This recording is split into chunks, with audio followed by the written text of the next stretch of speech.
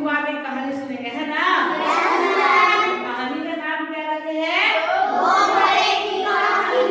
हाँ, दो घड़ों की घड़ों, क्या पढ़े हैं? घड़ों। कहानी में क्या होता है? एक किसान होता है। कौन होता है? किसान को समझते हैं? आप लोग तो गाँव घर से है ही। तो एक किसान के पास दो घड़े होते हैं। क्या होते हैं? दो घड़े। और उसका जो घर था, उसके घर के पास में ही एक झरना था।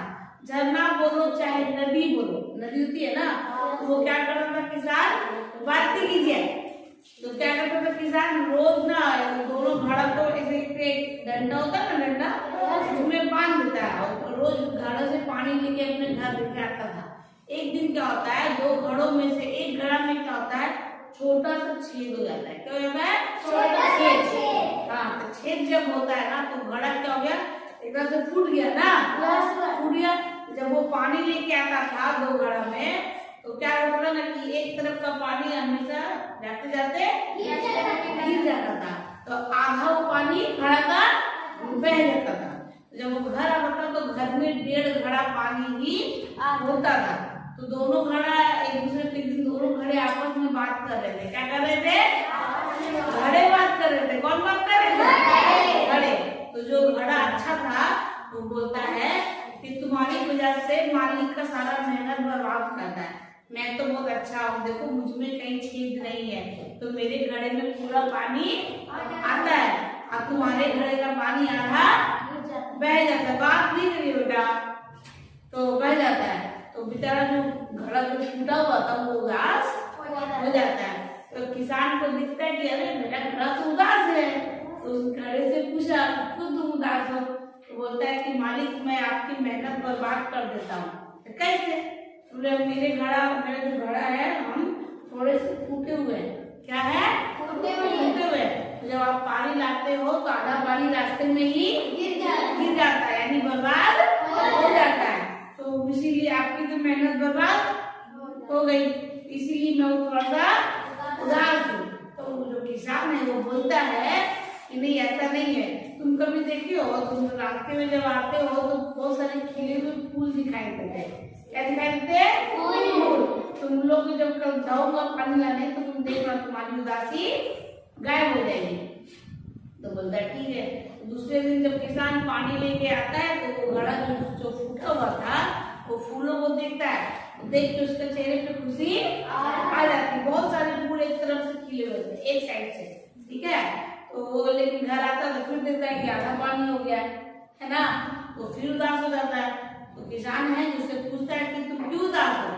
तो बोले कि ये तो ठीक है, फूल देख के मुझे हंसी खुशी लगी, लेकिन मैं तो फूटा हुआ हूँ, आधा पानी आज भी बह गया।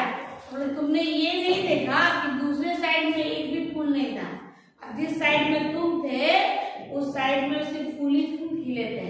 तुमने ये नहीं देखा कि तुम्हारी वजह से जिसमें छेद होने की वजह से तुम ना जिस साइड में चल रहे थे उस साइड में बहुत सारे फूलों के बीज गिरे हुए थे, ठीक है।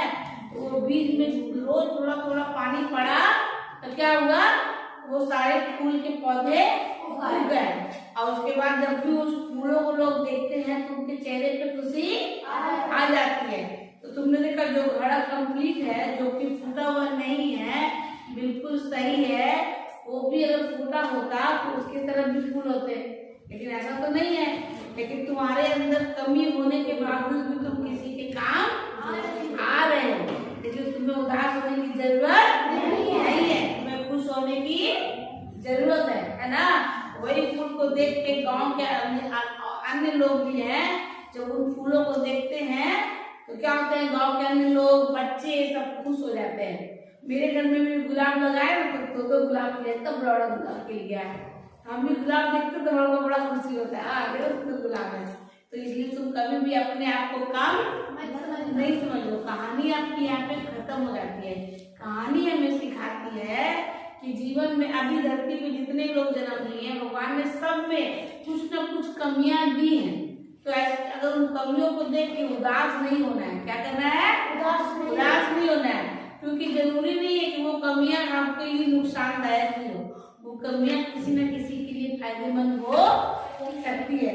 जैसे घड़ा तो फूटा हुआ था, ठीक है, वो आधा पानी लेके आ रहा था, लेकिन उस फूटने की की वजह से ही एक साइड से पूरा फूल उगाया था। अब इसको देख के सभी लोग खुश रहते थे। तो हमें भी अगर जीवन में कभी भी तुम लोग को भी लगे कि तुम्हारे अंदर कोई कमी है तो उस कमी को लेकर उदास नहीं होना है। सोचना है कि भगवान ने सबको यूनिक बनाया है और अगर मेरे अंदर ये कमी भगवान ने दी है तो उसके पीछे भी कुछ कारण होगा, किसी का भलाई छुपा हो सकता है। ये कहानी हमें ये सिखाती है कि हम अगर हमारे अंदर कोई कमी है तो हम तब भी बेस्ट हो सकते हैं, जो कि जिसके अंदर कमी नहीं है उससे भी बेस्ट हो सकते हैं, हो सकता है ना। दूसरा घड़ा क्या था, वो बिल्कुल भी फूटा वाला था, वो बिल्कुल भी अच्छा था, लेकिन वो सिर्फ पानी ही ले जा रहा था ना, लेकिन उसने तो फूल नहीं खिलाया। आखिर फूल खिलाए किसने? फूटे हुए घड़े थे जिसमें कमियां थी। तो हमें कभी उदास नहीं होना चाहिए।